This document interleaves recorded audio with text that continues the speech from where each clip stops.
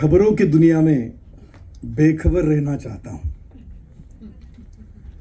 खबरों की दुनिया में बेखबर रहना चाहता हूँ। अखबार में जो काम करता हूँ, कभी कभार आप जैसे तहजीब वाले अदब वाले मिल जाते हैं तो हम भी आदाब सुनाते हैं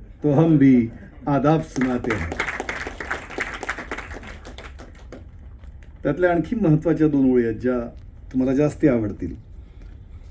खबरों की दुनिया में बेखबर रहना चाहता हूँ, अखबार में जो काम करता हूँ.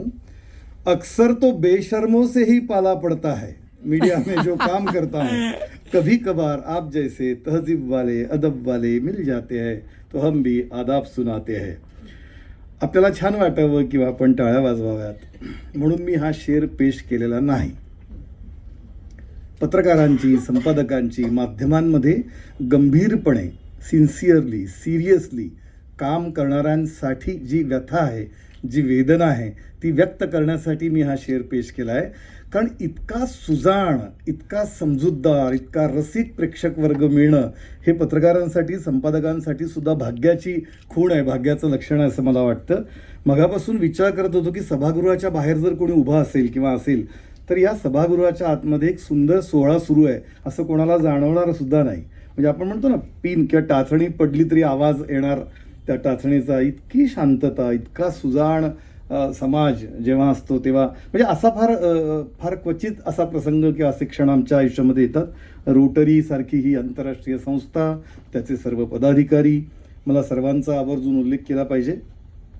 प्रेसिडेंट अलकाताई, प्रेसिडेंट गायत्रीजी, प्रेसिडेंट माधवजी, या तिघांचा आवर्जून उल्लेख केला पाहिजे. ज्यांच्या सेक्रेटरी अभिषेकजी, महाजन सर, आणि ज्यांच्या वडिलांच्या स्मृतीप्रित्यर्थ ज्यांनी हा समारंभ, हा सोहळा आयोजित केला आहे किंवा रोटरीच्या सोबत रोटरीला विनंती करून ते आदरणीय आप्पा उदय चिपलकट्टीजी, कारण हे फार महत्त्वाचं आहे. म्हणजे आपल्या वडिलांच्या नावाने त्यांच्या स्मृतीप्रित्यर्थ पत्रकार असलेल्या वडिलांसाठी रोटरीसारख्या संस्थेबरोबर असोसिएट होऊन हा पुरस्काराची संकल्पना मांडणं, आग्रह धरणं आणि वडिलांची स्मृती नाही तर त्यांचं कार्य जागं ठेवणं, जिवंत ठेवणं, मला वाटतं हे खऱ्या अर्थाने श्राद्ध आहे असं मला वाटतं. ही खऱ्या अर्थाने आदरांजली असं मला वाटतं. कारण हे सोपं नाही आहे. मी सांगे वडिलांची कीर्ती आपण असं जेव्हा म्हणतो तेव्हा आपल्या वडिलांच्या प्रती ही भावना व्यक्त होणं हे सगळ्यात मोलाचं आहे मला वाटतं. आप्पा, तुमच्या प्रती आम्ही आधी कृतज्ञता व्यक्त करतो आणि मनापासून, अगदी हृदयापासून. माझे स्नेही, माझे ज्येष्ठ सहकारी, तरुण सहकारी, मी ज्येष्ठ त्यांच्या कार्यकर्तृत्वाने, त्यांच्या पत्रकारितेने या अर्थाने म्हटलं, सचिनजी कापसे, ज्यांना आज हा पुरस्कार मुरलीधर चिपलकट्टी यांच्या नावाने दिला जातो आहे, त्यांचा उल्लेख आवर्जून केला पाहिजे. सचिनजी, आम्हा सगळ्यांच्या वतीने आपलं मनापासून अभिनंदन. खूप कौतुक वाटलं आपण बोलत असताना. सभागृहामध्ये डॉक्टर पुष्कर कुलकर्णी, माझे ज्येष्ठ सहकारी, लोकमतमधले ज्येष्ठ पदाधिकारी, लोकमत परिवारातील सर्वच सहकारी इथे मला दिसत आहेत. माझे पत्रकार, वार्ताहर, बातमीदार, डेस्कवरचे प्रतिनिधी, त्या सगळ्यांच्याही बद्दल मला कौतुक आहे. सगळ्यांची नावं घेणं त्यांना आवडणार नाही, वेळेचंही बंधन आहे. पण सर्व रोटरीचे पदाधिकारी, आजी माजी, मगाशी उल्लेख झाला, ज्येष्ठ, 40 वर्षांचा क्लब आहे. म्हणजे 40 ही प्रौढ अवस्थेमध्ये आणि अशी छान प्रगल्भ, परिपक्व असं एक छान वय असतं. त्याच्यानंतरचं म्हणजे रोटरीचंच वय इतकं छान आहे आणि सभासदांचं, माजी आजी पदाधिकाऱ्यांचं वय, त्यांची सुजाणता, समंजसता, त्यांचं समाजातलं योगदान, याच्याबद्दल मी आधी आदर व्यक्त करतो. खरं म्हणजे या पुरस्कारांचा कार्यक्रम आहे आणि त्यात पत्रकारांना पुरस्कार, मग अशी उल्लेख केला, पहिलंच वर्ष आहे आणि मला आनंद आणि अभिमान आहे की माझ्या एका तरुण सहकार्याला, सचिनसारख्या अत्यंत संवेदनशील पत्रकाराला हा पुरस्कार पहिल्याच वर्षी मुरलीधर चिपलकट्टींच्या नावाने मिळतोय आणि तोही रोटरीच्या व्यासपीठावर, रोटरीच्या सहभागाने मिळतोय. याचा आनंद आणि मी सुद्धा कृतज्ञता व्यक्त करतोय. कारण रोटरीविषयी मगाशी बोललं आलं, सर्वांनी उल्लेख केला आणि रोटरीचं कार्य मी आपल्याला सांगण्याची गरज नाही, गेली अनेक वर्ष, 25 वर्ष जवळून बघतोय. शिरीषजींचा, कल्याणीजींचा आवर्जून उल्लेख केला पाहिजे, जी पुरस्कार समितीमध्ये जे दोघं आहेत, कारण त्यांचंही फार महत्त्वाचं योगदान आहे. त्यांचा पाठपुरावा त्यांनी समजून घेणं, तर खूप कौतुकाचा विषय आहे का सारखं त्या विषयावर बोलणं, नेमकं काय करता येईल. कारण पहिलाच वर्षाचा हा भाग आहे, त्याच्याबद्दलचं खूप कौतुक आहे. आपलंही अभिनंदन आणि आपलेही आभार, आपल्याप्रती कृतज्ञता. मुळामध्ये पत्रकारांची जागा खरं म्हणजे एक सभागृहात कुठल्या तरी एखाद्या कोपऱ्यामध्ये असते. त्याला वार्तांकन करायचं असतं, त्याला रिपोर्टिंग करायचं असतं, सगळा गोंगाट गोंधळ अवतीभोवती असतो. स्टेजवर काय कोण काय बोलतं हे मी आपल्याला सांगण्याची गरज नाही. आपण वृत्तपत्रातून, सर्व माध्यमातून, अगदी जसा उल्लेख झाला इलेक्ट्रॉनिक माध्यमं असतील, सोशल मीडिया असेल, कोण काय केव्हा किती कसं बोलेल याचा काही अंदाज आपल्याला कोणालाही नसतो. त्यामुळे मला वाटतं त्या सगळ्या गोंधळामध्ये गोंगाटामध्ये आपला स्वतःचा सूर सांभाळून, एक संतुलन सांभाळून सगळं ऐकत राहणं, ते श्रवण करणं आणि ते समाजापर्यंत अत्यंत जबाबदारीने पोचवणं, याला एक संतुलित मन, एक स्थैर्य असलेलं, स्थिरता असलेलं मन आणि बुद्धी असावी लागते. ते पत्रकारांना रोज करावं लागतं. अशा सभागृहातल्या एका कुठे कोपऱ्यात बसणाऱ्या पत्रकारांना इतक्या आदराने, सन्मानाने गौरवान्वित करावं, त्यांना गौरव करावा, त्यांना पुरस्कार द्यावा, ही कल्पनाच रोटरीची आणि आप्पा तुमची आहे.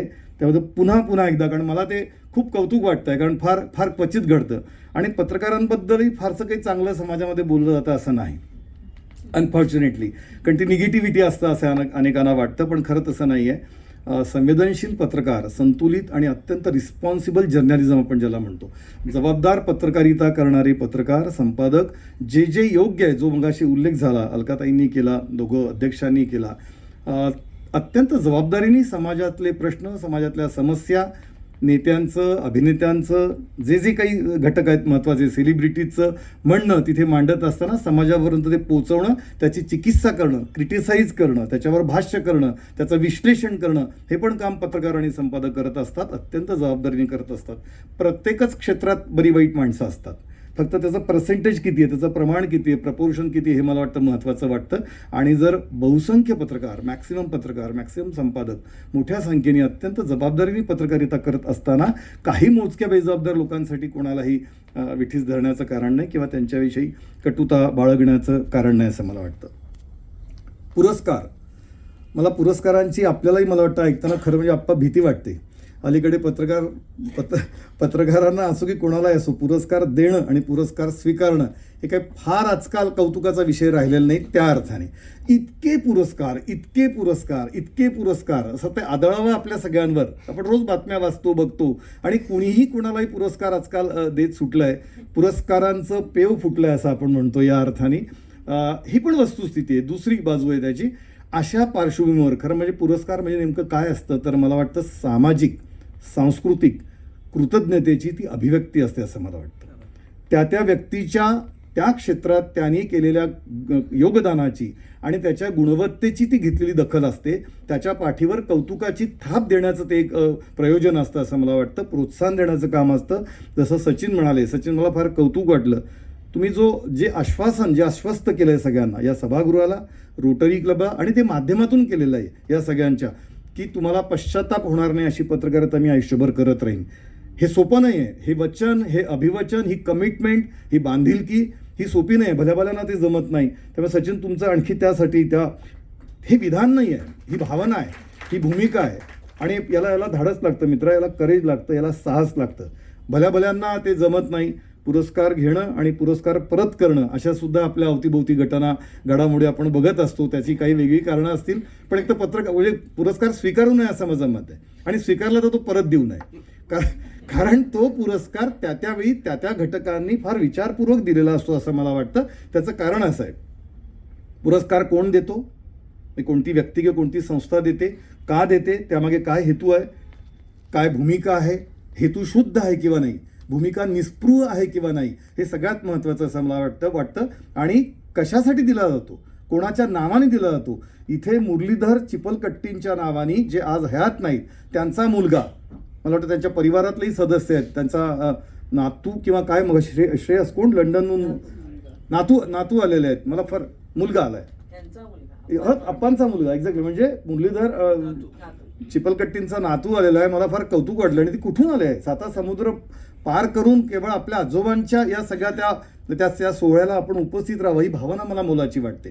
त्यामुळे पुरस्कार कोण देतं, कोणाच्या नावाने देतं, तर मुरलीधर चिपलकट्टींच्या नावाने, त्यांच्या मुलाच्या नातूच्या साक्षीने, रोटरीच्या माध्यमातून, ज्या रोटरीला प्रतिष्ठा आहे, ज्या रोटरीला या समाजामध्ये मानमान्यता आहे, ज्याला विश्वासार्हता आहे, ज्याला सामाजिक सांस्कृतिक भान आहे, आरोग्याच्या क्षेत्रामध्ये, वैद्यकीय क्षेत्रामध्ये काम करणारी रोटरी, जाणीवपूर्वक सामाजिक सेवा वेगळ्या माध्यमातून करणारा रोटरी क्लब, आंतरराष्ट्रीय स्तरावरचा, ज्याच्या शेकडो हजारो शाखा चॅप्टर्स आहेत, जे काही क्लब्स आहेत.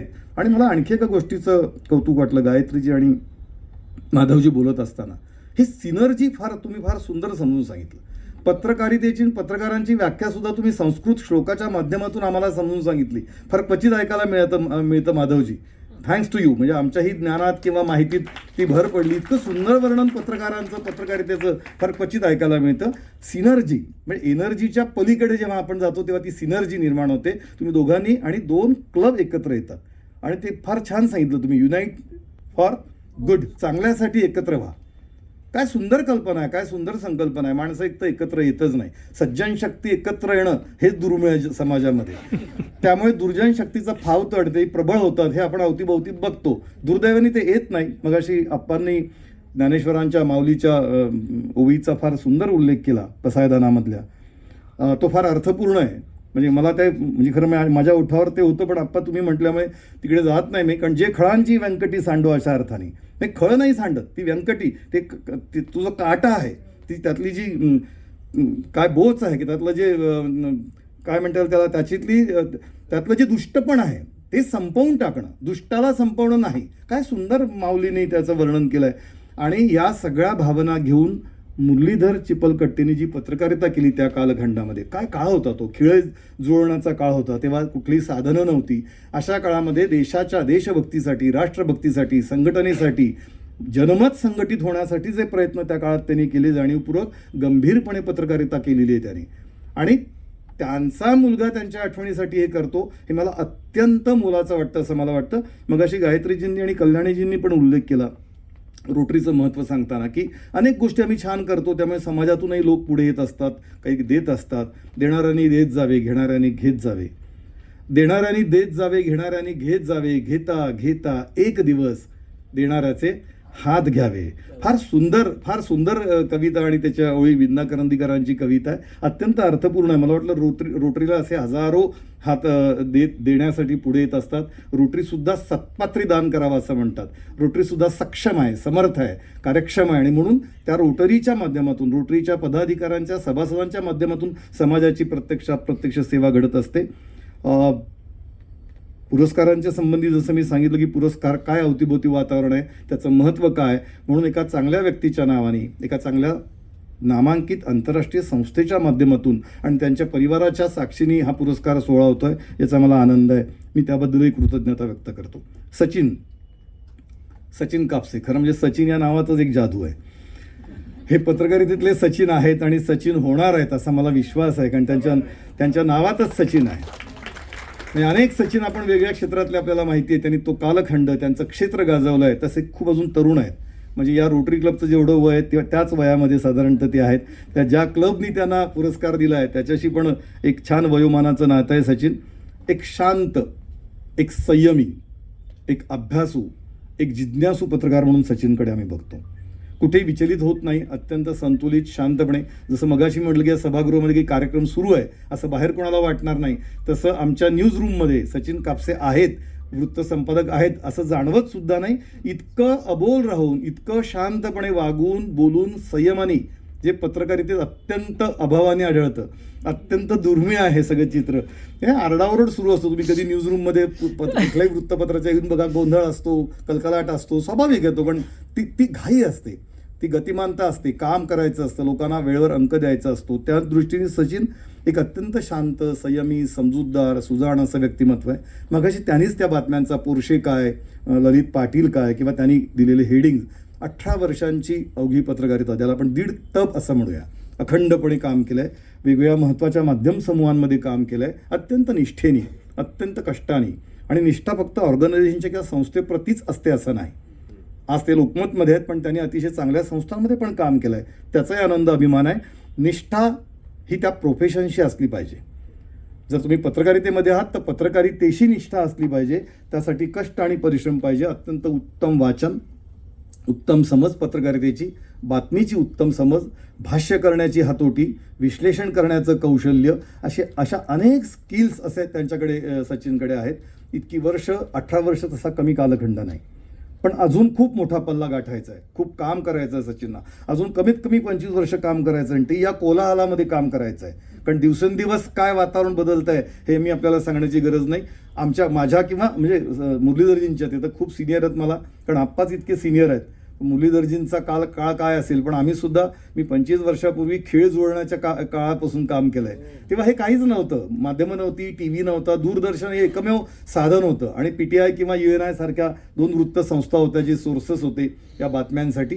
पण आता सगळंच आपल्या समोर आहे. उलट जास्त तो गोंधळ असल्यामुळे पत्रकारांची, संपादकांची, माध्यमांची, माध्यमकर्मींची जबाबदारी जास्त वाढली असं मला वाटतं. या सगळ्यांमधून जे योग्य आहे, जे चांगलं आहे, जे समाजाच्या हिताचं आहे, समाजाच्या कल्याणाचं आहे, लोकहिताचं, लोककल्याणाचं आहे, ते मांडणं, त्याच्यासाठी आग्रही भूमिका घेणं हे सगळ्यात महत्त्वाचं असं मला वाटतं. आणि ते काम सचिन तुम्ही खूप नेटाने करतात, याचं मला मनापासून कौतुक आहे. काय आनंद आणि काय सुंदर क्षण आहे आपल्याच एका सहकाराला आपल्याच हस्ते पुरस्कार द्यावा. आणि याचा इतका आनंद नाही मित्र आयुष्यामध्ये. तुम्ही माझ्याविषयी छान बोललात, कारण तुम्ही खूप छान आहात बेसिकली. आणि एक चांगला माणूसच दुसऱ्याच्या चांगुलपणाविषयी बोलू शकतो असं मला वाटतं. गुणी गुणस्य पूज्यन्ते, असं जे आपण संस्कृतमध्ये ती जी ओळ आहे ती मला या अर्थाने आठवते. आणि चित्रपटाच्याच भाषेत सांगायचं तर बागबानमध्ये अमिताभ बच्चन यांच्या आधी जेव्हा सलमान खान, आकाश का काय त्याचं नाव, आलोक जेव्हा येतो आणि तो फार सुंदर 2-4-5 वाक्य बोलतो अमिताभजींविषयी, म्हणजे त्या पात्राविषयी, तेव्हा अमिताभ यांचं हे वाक्य आहे की मैं अच्छा हूँ पता नहीं, लेकिन आलोक इसलिए मेरे बारे में अच्छी बात बोल रहे हैं क्योंकि वो खुद एक अच्छे इंसान है. सचिन एक स्वतः छान माणूस असल्यामुळे त्यांना दुसऱ्यांच्या गुणांचं कौतुक आहे असं मला वाटतं. सचिन, पुन्हा तुमचं मनापासून अभिनंदन आम्हा सगळ्यांच्या वतीने. जबाबदार पत्रकारितेची या समाजाला खूप गरज आहे, संतुलित पत्रकारितेची, सिरियसली सिन्सिअरली जर्नलिझम करण्याची. कारण मी मगाशी उल्लेख केले आहे, करत राहीन. खरं म्हणजे तुम्ही तर इतके उन्हाळे पावसाळे पाहिले आहेत, सगळ्यांनी अनुभवलेले आहेत. पॉलिटिशियन्स पाहिले आहेत, नटनट्या पाहिल्या आहेत, सेलिब्रिटीज पाहिले आहेत, कलावंत पाहिले आहेत, वेगळे सायंटिस्ट पाहिले आहेत, वेगळे परफॉर्मन्स पाहिलेले आहेत. पण तुमचा काळ जो होता तो सोन्याचा काळ होता. तुम्हाला आठवत असेल सगळ्यांना की काय सुंदर जीवन होतं तशा अर्थाने. आता अवघड झालं आहे जरा. आणि आपल्या प्रत्येकाच्या असं वाटतं आपल्या मुलांचं, आपल्या नातवंडांचं काय होईल या सर्व मी कोणाच्याही पक्षांच्या, राजकारण्यांच्या, काय ते म्हणजे हे जे क्षेत्र आहे सेलिब्रिटीचं, ज्याला आपण ग्लॅमरस जग म्हणतो, चित्रपटांचं, TV सिरीजचं, त्या सगळ्या माध्यमांचं, या सगळ्यांमध्ये पत्रकारांची, संपादकांची, माध्यमांची खूप महत्त्वाची जबाबदारी आणि त्यांच्यावर फार म्हणजे समाजाचा विश्वास आहे अजूनही. म्हणून समाजाचा खरा आता काही आधार असेल, मग अशी लोकशाहीच्या 4 स्तंभांची पण चर्चा झाली. तर अशोक स्तंभावर जे 4 सिंह आहेत, सगळ्यांना माहिती आहे 4 सिंह आहेत. त्या 4 पैकी 3 सिंह दिसतात समोरून. एक समोरून दिसतो, दोन्ही बाजूनी दिसतात. ते कोणाचे प्रतीक मी सांगण्याची गरज नाही, तुम्ही सगळे सुजाणार. 4था स्तंभ जो आहे, 4था जो सिंह आहे, जो लायन आहे, तो मात्र मागच्या बाजूला आहे, तो लपलेला आहे, तो दिसत नाही. पण जो दिसत नाही पण त्याचं अस्तित्व आहे, तो लपलेला आहे, लोपलेला नाही. क्या बात आहे, वा. तो लपलेला आहे पण तो लोपलेला नाही, तो संपलेला नाही. माध्यमांचा सिंह आहे तो, माध्यमांचं ते प्रतीक आहे असं मला वाटतं, जे दिसत नाही पण ते अस्तित्व आहे. कारण थेट कुठलीही सत्ता नाही जी शासन प्रशासनाकडे आहे, जी न्यायमंडळाकडे आहे, जी विधिमंडळाकडे आहे, या अर्थाने संसदेकडे आहे. पण त्याचा वचक आहे, त्याचा अंकुश आहे. म्हणून बऱ्यापैकी समाज जीवन अजून जे गढूळ होत चाललं आहे त्याच्यावरचा अंकुश कंपॅरेटिव्हली त्यामुळे अधिक आहे असं मला वाटतं. या सर्व वातावरणामध्ये जेवढं काय काय चांगलं करता येईल ते पत्रकारांनी, संपादकांनी करावं अशी मी विनंती माझ्याच क्षेत्रातल्या सहकार्यांना करणार आहे. अत्यंत जबाबदारीने पत्रकारिता, संवेदनशीलतेने पत्रकारिता, जशी सजीव नाळ, फार फार सुंदर शब्द सचिन तुम्ही मगाशी बोललात, मला ते खूप छान वाटलं. कारण सजीव नाळ या शब्दामध्ये सगळं आलं असं मला वाटतं. पत्रकारिता संवेदनशील असावी, पण ती किती असावी, कशी असावी, तर ती सजीव नाळ आहे. आणि कोणाशी आहे?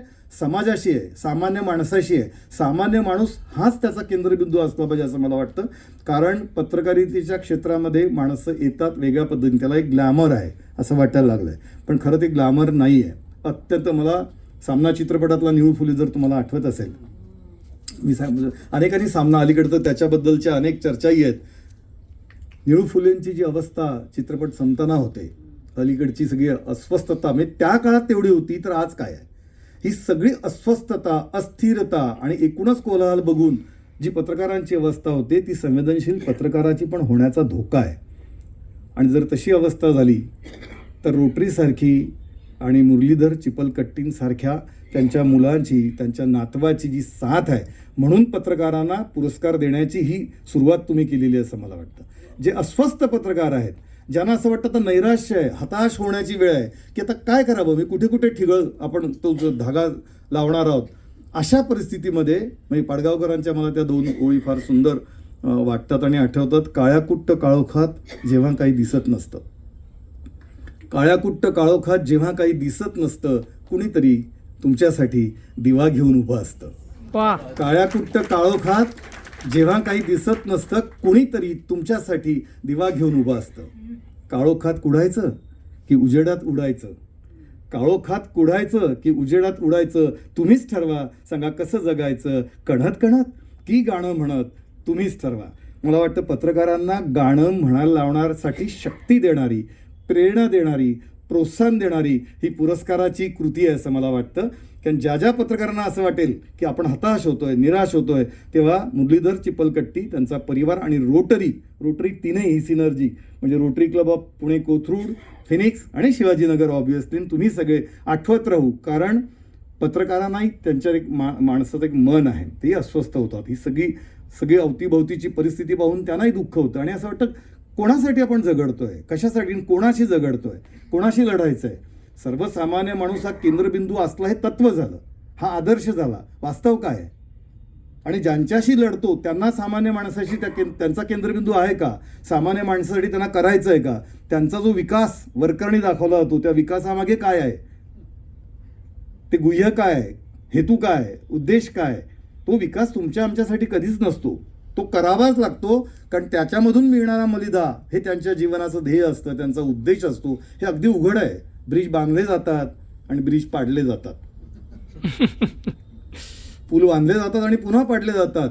कोण बांधतो? तुम्ही आम्ही बांधत नाही, पण आपला पैसा बांधतो. आपला तुम्ही आम्ही टॅक्स देतो, कर देतो, आयुष्यभर कष्ट करतो, परिश्रम करतो, 2 पैसे आपण जमवतो आणि त्या आपल्या कमाईतून तो कष्टाचा, परिश्रमाचा, घामाचा पैसा तिथे जातो आणि एक ब्रिज उभा राहतो आणि काही वर्षात तो पडण्याच्या अवस्थेत नसताना सुद्धा तो पडला जातो, कारण निर्णय चुकीचा घेतलेला असतो. मी फक्त प्रातिनिधिक सांगतोय.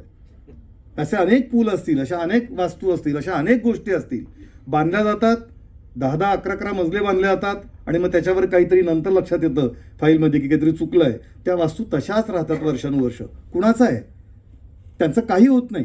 चुकीचा निर्णय घेणाऱ्यांचं काही, तुम्ही म्हणाल मला म्हणजे व्यक्तिगत मला नाही, पत्रकारितेला कधी प्रश्न विचाराल, माध्यमांना प्रश्न विचाराल, मग तुम्ही काय करताय? आम्ही आमच्या परीने करतो. जे योगदान देता येईल ते लोकांच्या समोर आणतो. समाजाची पण ती जबाबदारी आहे. पण याचं दुःख होतं की ही सगळी व्यवस्था आणि अवस्था पाहिल्यानंतर मन कुठेतरी विषण्ण होतं. त्या पार्श्वभूमीवर मी सांगितलं की सचिनना म्हणजे पत्रकारितेला पुरस्कार देताना, कारण सचिन व्यक्तिगत कौतुक आहेच, पण सचिन म्हणजे या पत्रकारांचा प्रतिनिधी आहे, या माध्यमांचा प्रतिनिधी आहे. हे प्रातिनिधिक कौतुक आहे, प्रातिनिधिक सन्मान आहे, प्रातिनिधिक गौरव आहे, प्रातिनिधिक पुरस्कार आहे. ते पुरस्कार स्वीकारतात, याचा अर्थ पत्रकारितेतली तरुण पिढी पुरस्कार स्वीकारते आहे आणि म्हणून तुम्ही ते देतात असं मला वाटतं. हे प्रातिनिधिक आहे आणि म्हणून मी त्या अर्थाने पडगावकरांच्या ओळी सांगितलं की जेव्हा असं सगळं अंधारून येतं अवतीभोवती, असं वाटतं की काय काळोख आहे, त्या काळोखात सुद्धा कुठेतरी तुम्ही ती जी तिरीप आहे प्रकाशाची छान, अंधारातून प्रकाशाकडे, तिमिरातून तेजाकडे, हेच काम रोटरी आणि चिखलपट्टी परिवार करते असं मला वाटतं. चिपलकट्टींना सुद्धा पुन्हा एकदा नमस्कार. आयुष्य सुंदर आहे असं मला वाटतं. पडगावकरांच्याच ओळीने शेवट करतो आणि थांबतो, कारण कुठेतरी थांबलं पाहिजे. कारण मगाशी फार उल्लेख केला सगळ्या गोष्टींचा, कारण अंकाचा शेवटी पत्रकारितेत असल्यामुळे आम्ही असं म्हणतो की हेडलाईनपेक्षा डेडलाईन महत्त्वाची आहे. आणि तुमचाही संयम किती पाहायचा, कारण डेडलाईन सांभाळली तर उद्याचा अंक तुमच्या सगळ्यांच्या वाचकांच्या हातामध्ये येणार आहे असं मला वाटतं. अशोक कांबळे सर, तुम्हाला विशेष धन्यवाद. तुम्ही ज्या प्रेमाने माझा परिचय करून दिला, कारण आपणच सगळ्यात आधी बोललो होतो. आपण बोललात, मग अलकाताई बोलल्या, मग शिरीषजी आणि कल्याणीजी आले आणि मग सगळं जुळून आलं आणि मला माझ्याविषयी 2 शब्द आपण चांगले म्हणालात. खरं म्हणजे पत्रकारांनी इतकं संवेदनशील आणि पत्रकारांनीही जरा विनम्र राहायला पाहिजे असं मला वाटतं.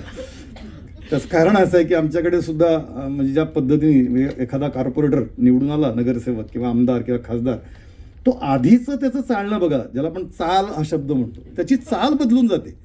नगरसेवक झाला की ते वार्डातून वागणं बघा, आमदार झालं की त्याची बॉडी लँग्वेज बघा, कुणाचंही बघा तुम्ही. 5-10% अपवाद असतील, समाजामध्ये चांगले लोक आहेत, फक्त कमी आहेत, एवढाच विषय आहे. आणि समाजात मोठी माणसं खूप आहेत, चांगली माणसं कमी आहेत. आणि माणसं मोठी असण्यापेक्षा चांगली असणं जास्ती महत्त्वाचं असं मला वाटतं. समाजाला मोठ्या माणसांची नाही, चांगल्या माणसांची गरज आहे असं मला वाटतं, भल्या माणसांची गरज आहे. त्यामुळे या पार्श्वभूमीवर फार सुंदर हा सोहळा आहे. मी पुन्हा एकदा कृतज्ञता व्यक्त करतो. आम्हीच आभार मानतो पत्रकारितेच्या वतीने, पत्रकारांच्या वतीने, संपादकांच्या वतीने, माध्यमांच्या वतीने. कारण फार छान आहे, तुम्ही आम्हाला दिलासा देतात, आम्ही आश्वासक आणि आश्वस्त तुम्हाला करावं समाजाला, म्हणून तुम्ही प्रेरणा देतात, कौतुकाची थाप पाठीवर देतात. त्यामुळे प्रेरणा मिळते, प्रोत्साहन मिळते आणि अधिक जबाबदारी वाढते. आम्ही अधिक रिस्पॉन्सिबल होत जातो आणि होत राहू असा मीही शब्द देतो. या ओठांनी चुंबून घेईन हजारदा ही माती, या ओठांनी चुंबून घेईन हजारदा ही माती, अनंत मरणे झेलून घ्यावी इथल्या जगण्यासाठी. इथल्या पिंपळ पानावरती अवघे विश्व तरावे, इथल्या पिंपळ पानावरती अवघे विश्व तरावे. या जन्मावर या जगण्यावर शतदा प्रेम करावे, या जन्मावर या जगण्यावर शतदा प्रेम करावे. थँक्यू.